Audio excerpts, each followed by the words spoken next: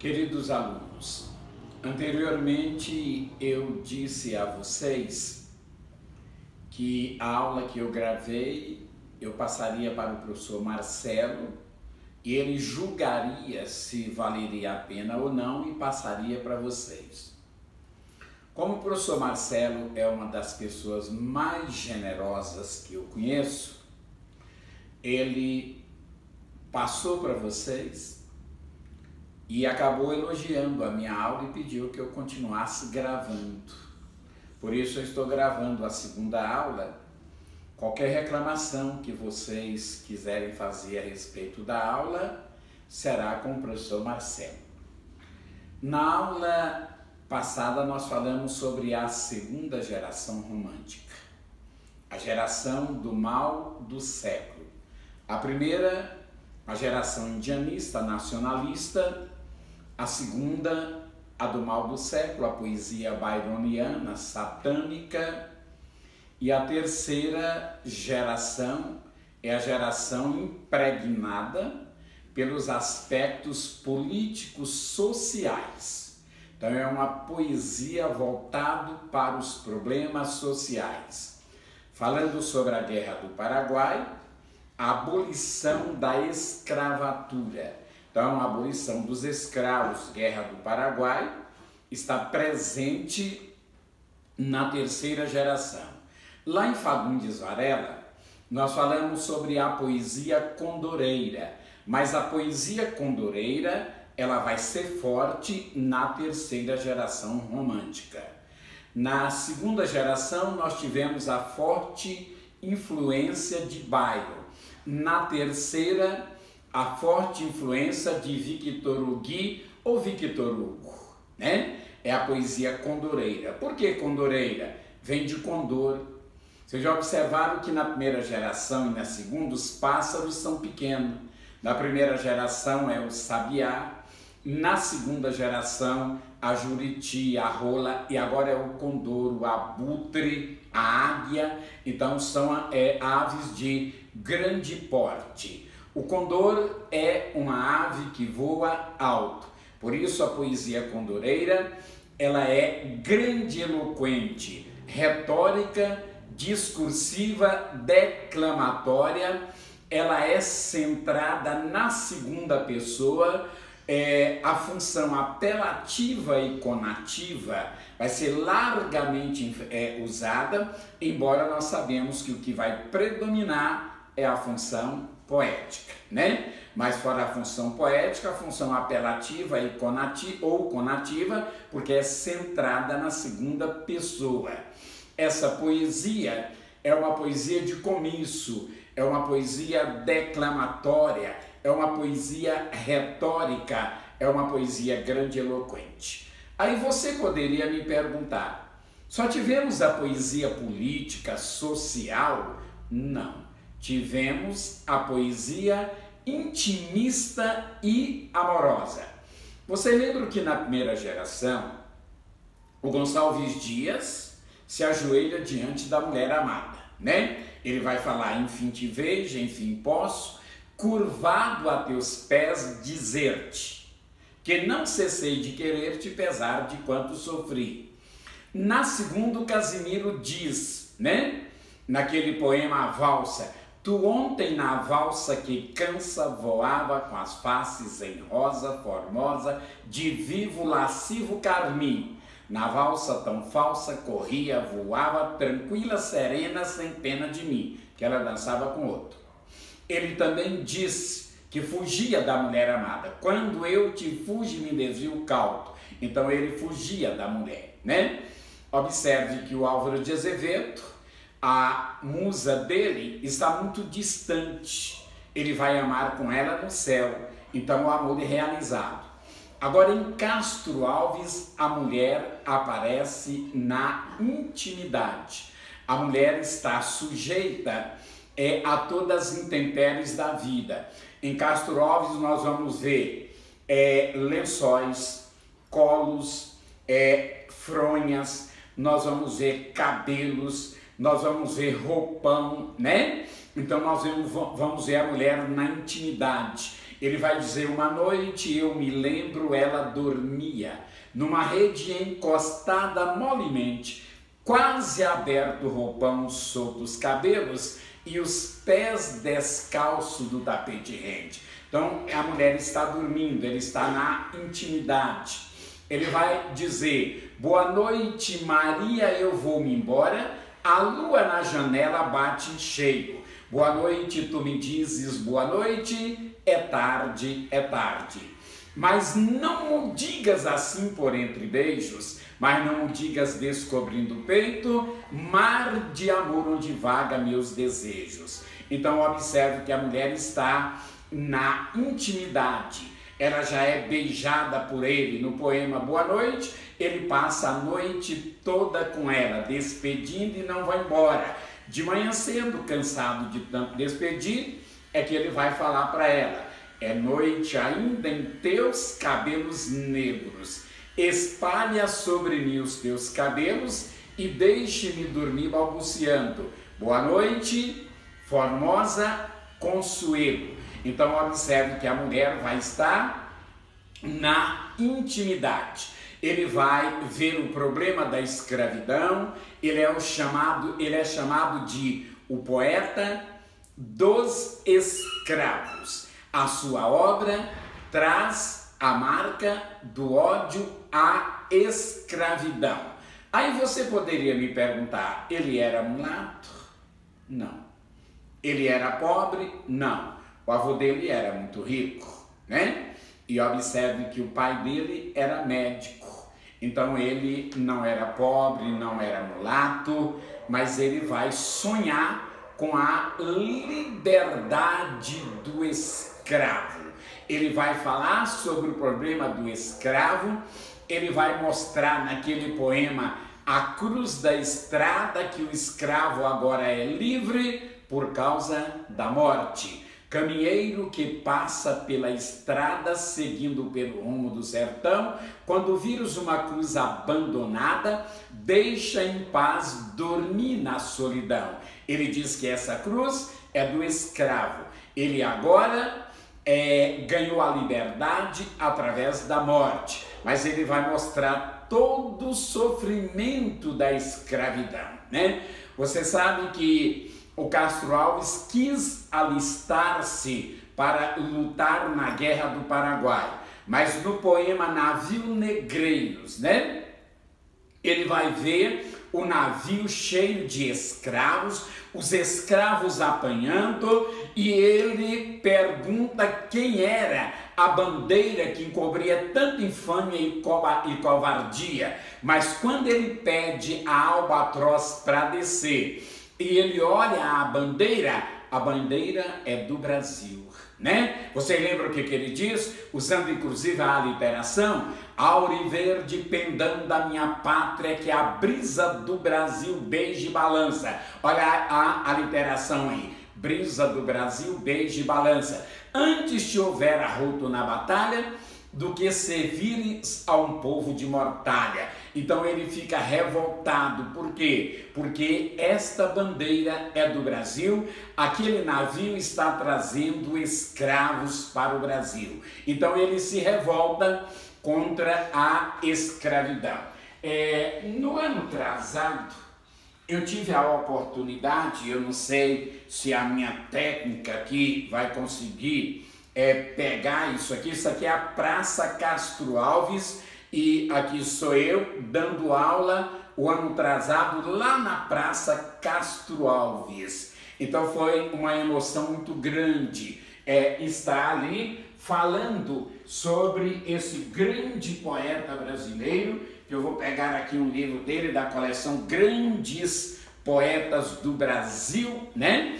Então, esse poeta que viu o problema da escravidão, que viu os grandes problemas da sua época, como filho perfeito da burguesia liberal, ele viu empolgado a máquina, a locomotiva, né? Agora que o trem de ferro acorda o tigre no cerro e espanta o caboclo nu, ele está feliz com o progresso, com a locomotiva, né? Como filho perfeito da burguesia liberal. Ele é condoreiro porque a poesia condoreira canta grandes feitos, grandes acontecimentos. Então observe que ele vai falar sobre o descobrimento da América. E no descobrimento da América, que ele começa dizendo: talhado para as grandezas, para criar, crescer, subir, o mundo novo no músculo sente a seiva do porvir. Estatuário do colosso, cansado dos esboços, disse um dia a Jeová: vai, Colombo, abra a cortina da minha eterna oficina, tira a América de lá. Confesso a vocês que uma das minhas tristezas foi não ter falado esse poema todo, que é um poema com 10 estrofes, cada estrofe de 10 cantos, são 100 versos, e eu deveria ter falado esse poema ali na Praça Castro Alves, olhando para o mar e falando esse poema. Mas deixa eu te dizer o que ele vai dizer neste poema.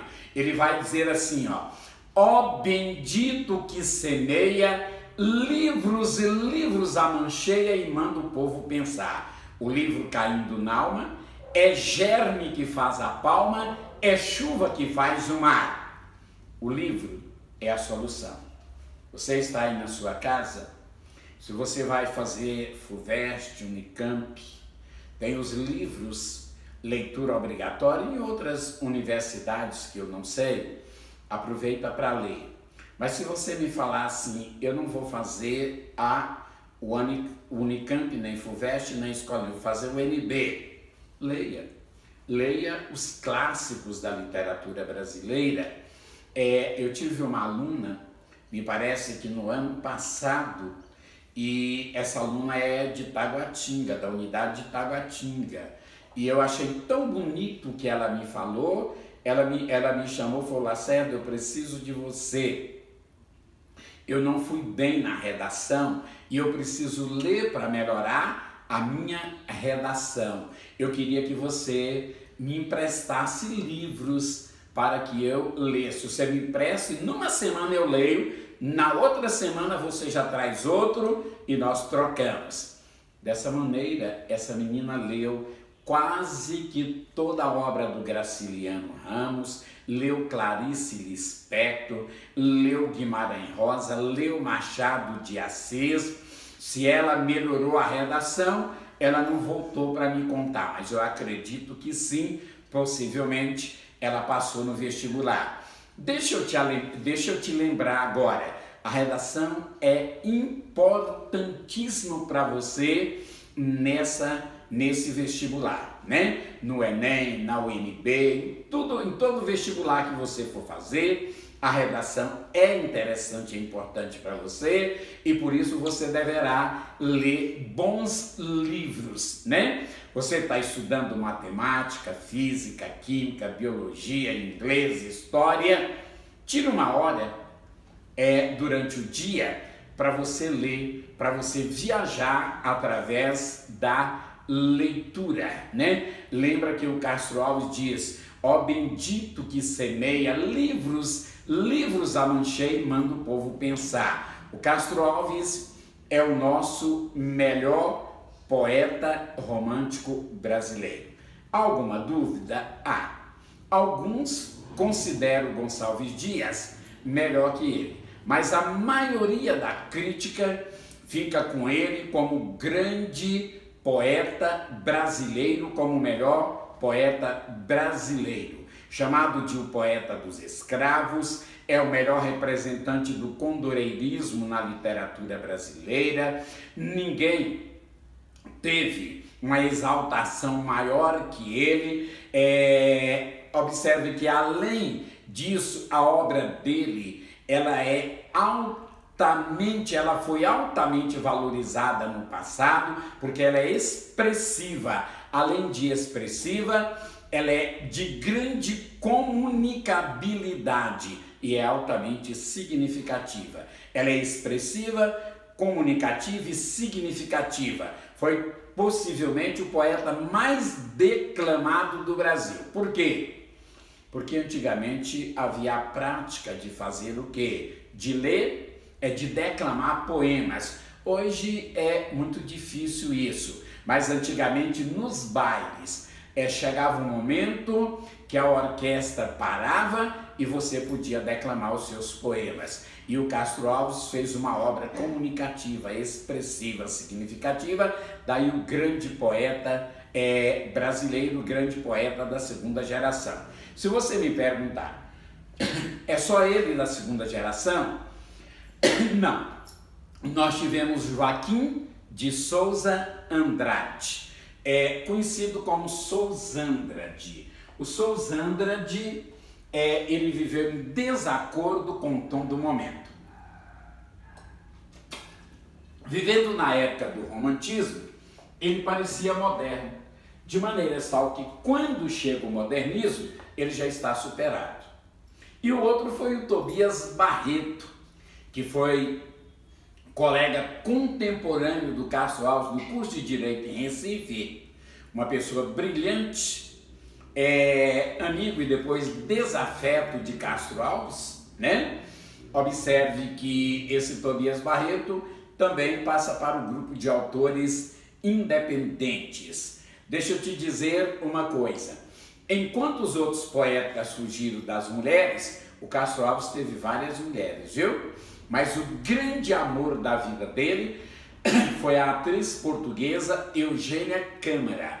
Ele compôs vários poemas para ela e escreveu uma peça teatral por nome de Gonzaga ou a Revolução de Minas para ela. Gonzaga é o Tomás Antônio Gonzaga. A Revolução de Minas é em Confidência Mineira.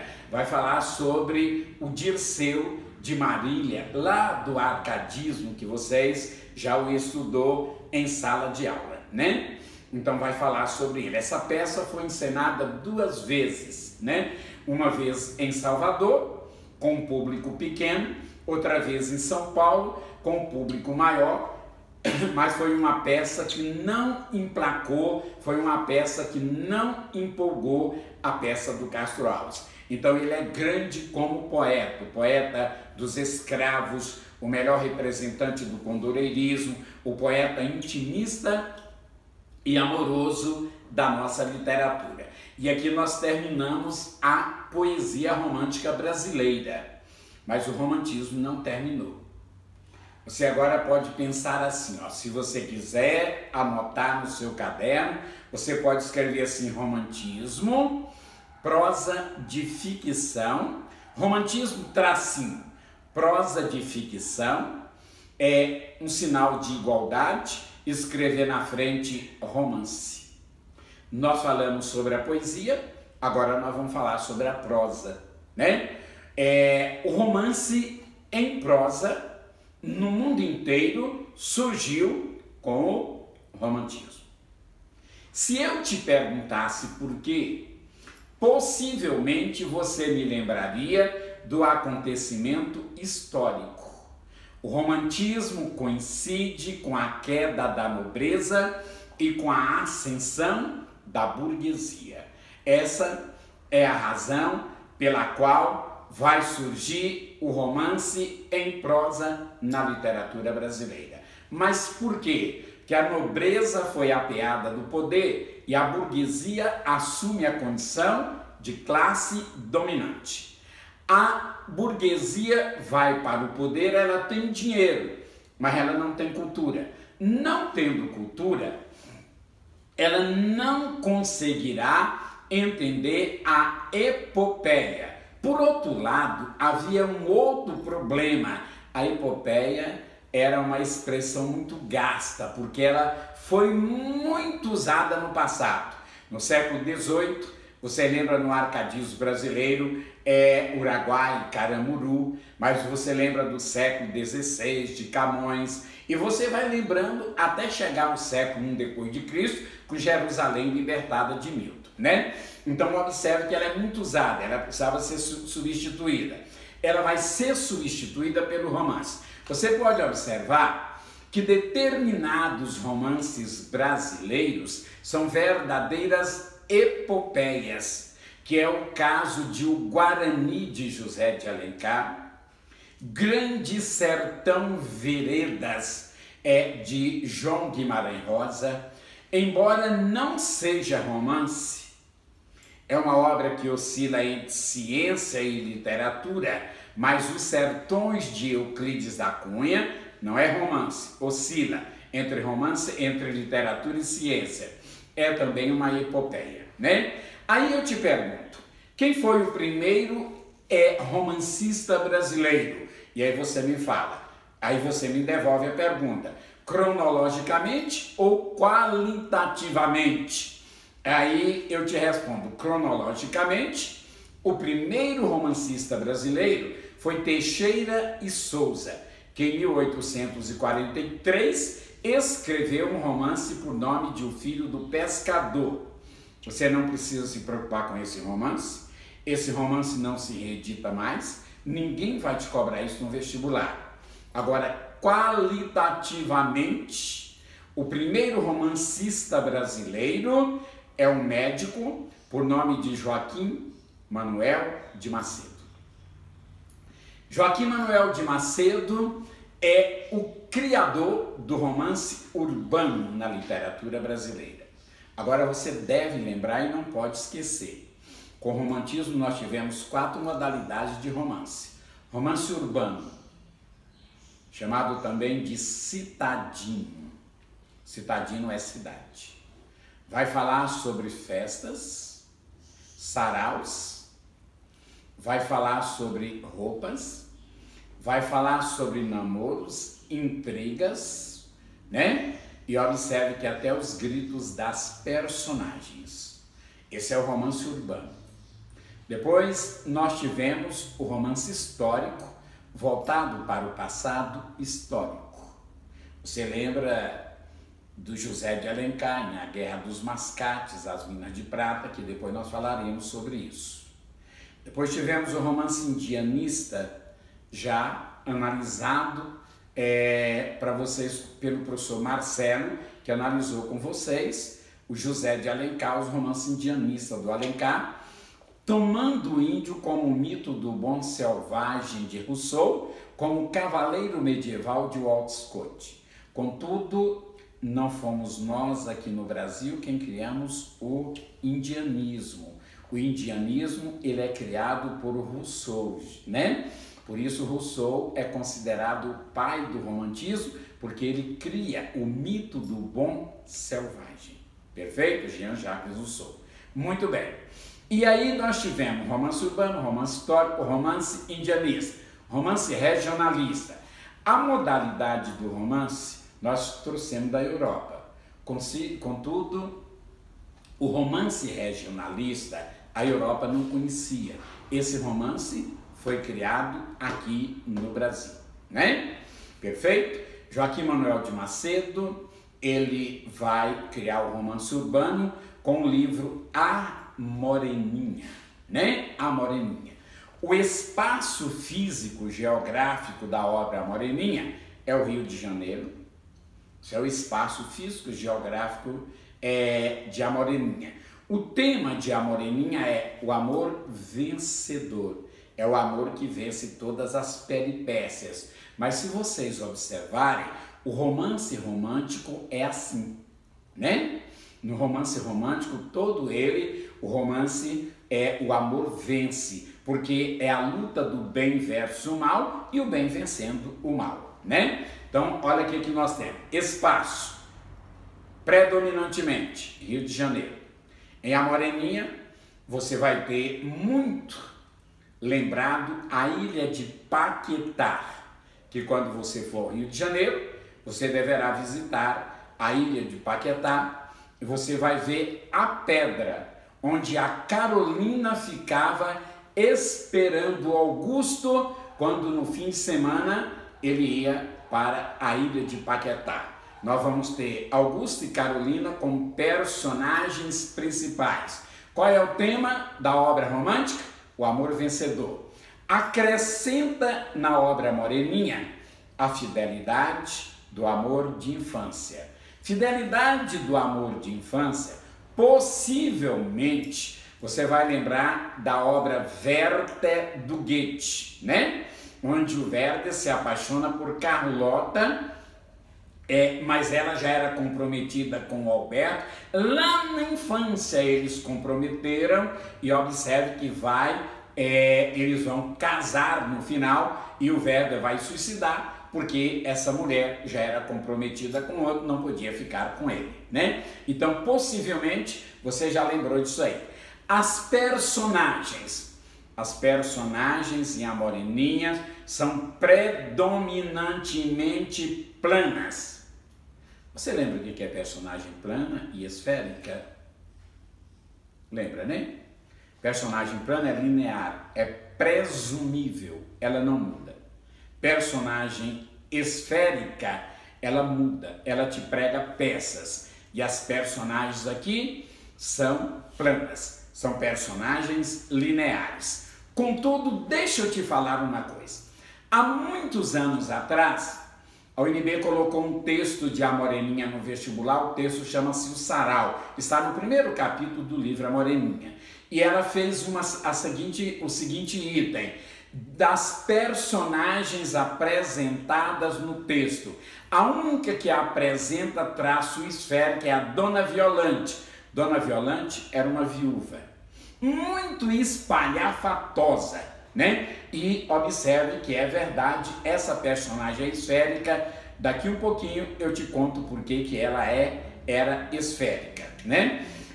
A obra do Joaquim Manuel de Macedo, ela não tem o que? Grande profundidade psicológica.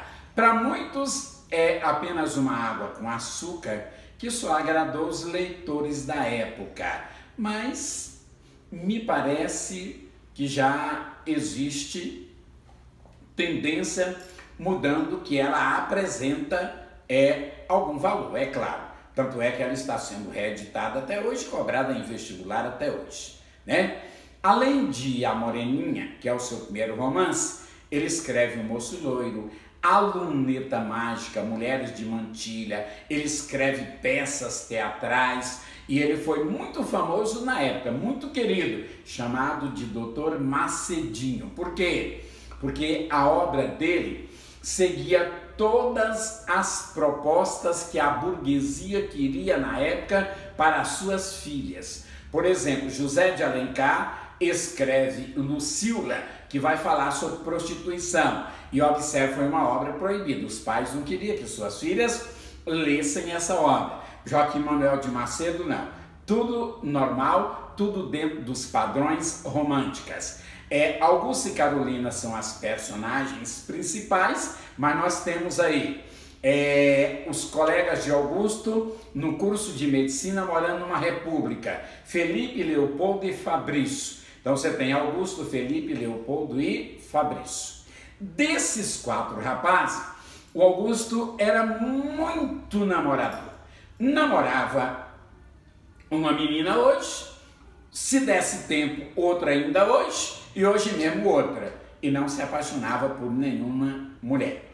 Você poderia me falar, o homem é assim até hoje, volúvel? Não, o homem é tão sincero que chega a ser fiel até a julgamento feito na infância. Ele namorava a todas, era infiel a todas, para ser fiel a uma só, a menina do juramento.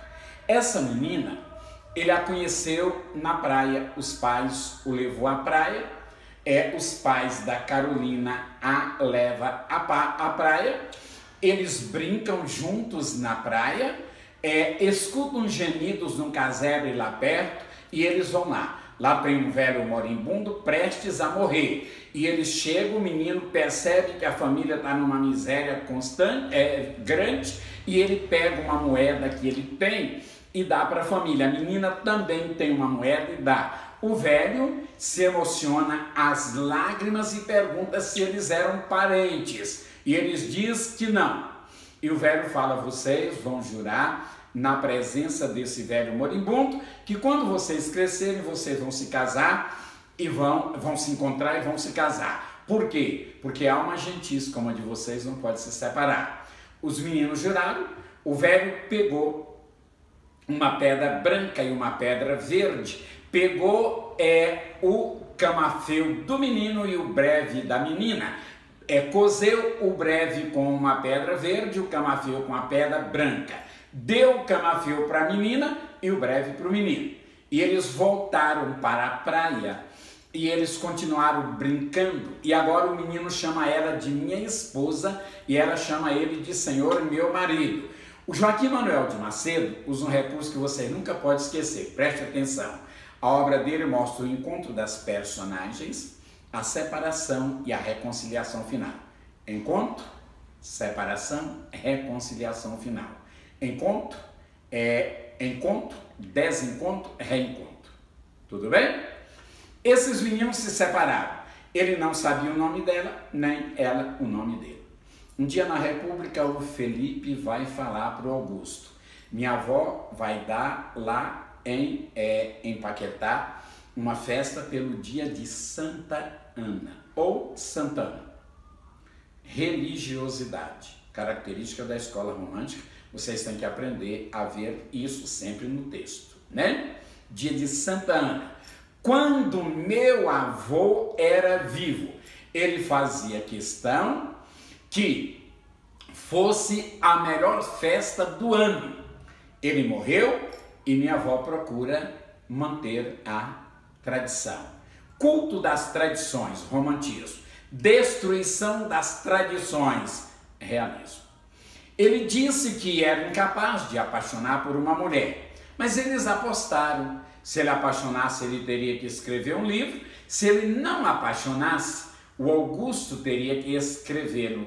Aí ele foi e ele apaixonou pela Carolina, que não era prima do Felipe, mas que era irmã do Felipe.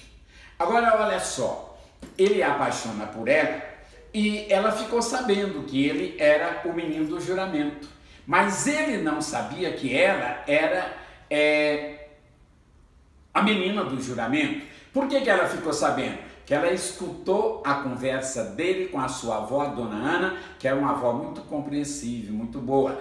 E ele tinha a fama de namorador, e a dona Ana fala para ele: eu não acreditei no que seus amigos falaram, que o senhor é muito namorador. Ele diz: pode acreditar, eu realmente sou, mas eu vou contar a história para o senhor, para a senhora. Eu era menino, fui levado à praia, isso aqui chama flashback. É a técnica de trazer o passado para o presente, né?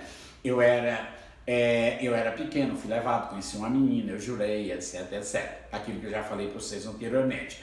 Olha de novo, Deus é grande, senhor Augusto. O senhor há de encontrar a sua esposa menina. Deus, característica do romantismo, religiosidade, tudo presente na obra, né? E aí o que acontece? Acontece que vem a peripécia. Todo romance tem que ter a peripécia. E a peripécia vai ser o pai do Augusto, que queria vê-lo formado e não casado, e o proíbe do namoro, do casamento, e ele adoece. Por quê? Porque o homem ama com tanta intensidade que ele adoece de amor. Quando ele adoece, o coração do pai fala mais alto que a razão e o libera para o namoro, o casamento. Quem vai pedir a mão da Carolina para o Augusto é o Kleberg alemão. O romantismo surge na Alemanha, tudo bem? Alemanha e Inglaterra simultaneamente, embora foi a França quem condensou e o divulgou para o mundo. Quando ele pede, a dona Ana fala: em nossa família, quem resolve isso são os interessados, e chama a Carolina, e a Carolina pede para que ele manda pedir ao Augusto para que fosse a gruta, esperasse lá, dentro de 15 minutos ela chegaria. Quando ela chega, ela fala para ele: como o senhor se atreve a pedir a minha mão? Ele diz: mas a senhora é a mulher que eu amo. Se a senhora não me queria, por que a senhora incentivou os meus sentimentos? Ela falou assim: para vingar o meu sexo. O senhor falava que namorava todas as moças e não se apaixonava por nenhuma, e eu quis vingar o meu sexo. Tristemente, ele fala assim: a senhora pode se considerar vingada e bem vingada. E ela fala: eu sei. E ele fala para ela: não há mais esperança para mim nesse país, eu vou embora, vou terminar o meu curso na Europa.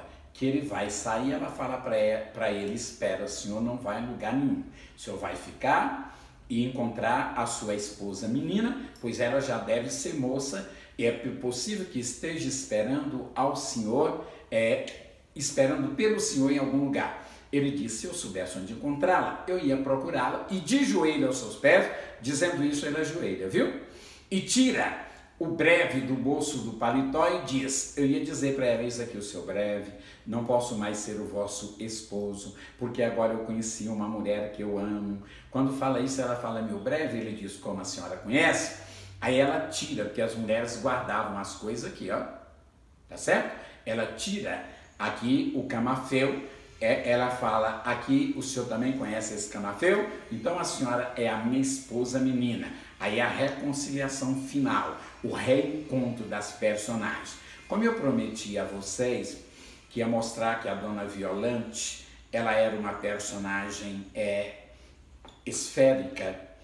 Na primeira festa que o Augusto foi lá, porque depois ele foi em todas e todo fim de semana ele estava lá, uma hora ele ficou sem par e ficou sentado, e a Dona Violante ia passando e falou, o senhor já está cansado? E ele disse, não, eu fiquei sem par. Ela disse, eu vou dançar com o senhor.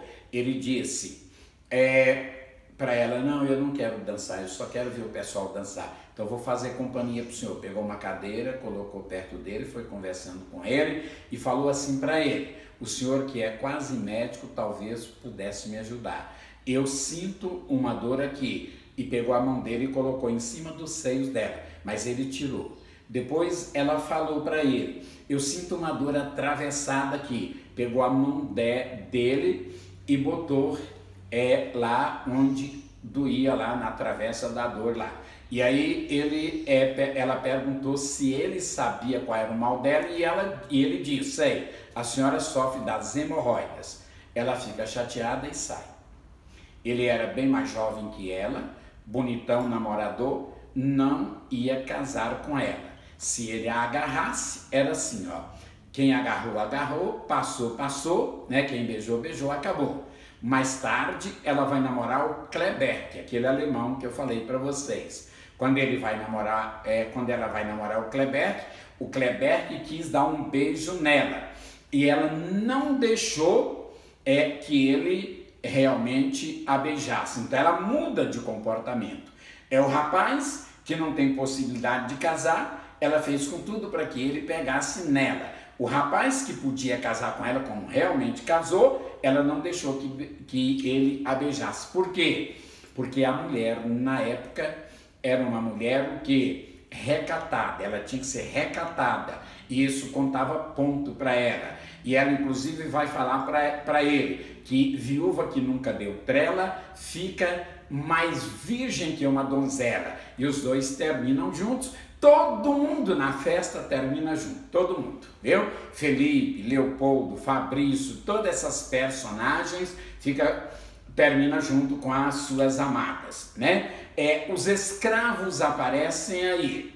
A semana passada, uma pessoa me falou, uma ex-aluna, me falou sobre esse livro. Hoje, essa menina, já com 2 cursos universitários, está até fazendo um 3º, e ela me falou desse livro, falou dos escravos. O escravo, nessa obra, valia a pena ser escravo assim.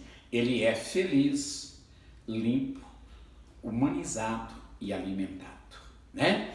Então ele tem liberdade, tem tudo, que é o sonho da escola romântica, porque a escola romântica vai de encontro com o quê? Com os ideais da Revolução Francesa, igualdade, liberdade e fraternidade.